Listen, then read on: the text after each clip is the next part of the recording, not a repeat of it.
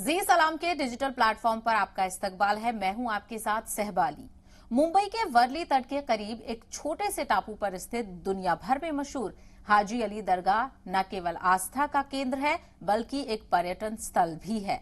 हर साल हजारों लाखों लोग यहां आते हैं और सैयद पीर हाजी अली शाह बुखारी को चादर चढ़ाते हैं।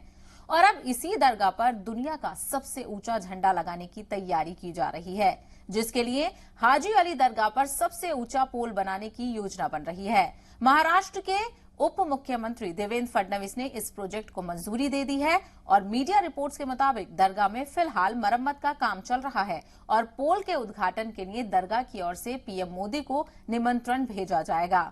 दरगाह के ट्रस्टी सुहेल खंडवानी के मुताबिक पोल को बनाने का काम जल्द शुरू किया जाएगा।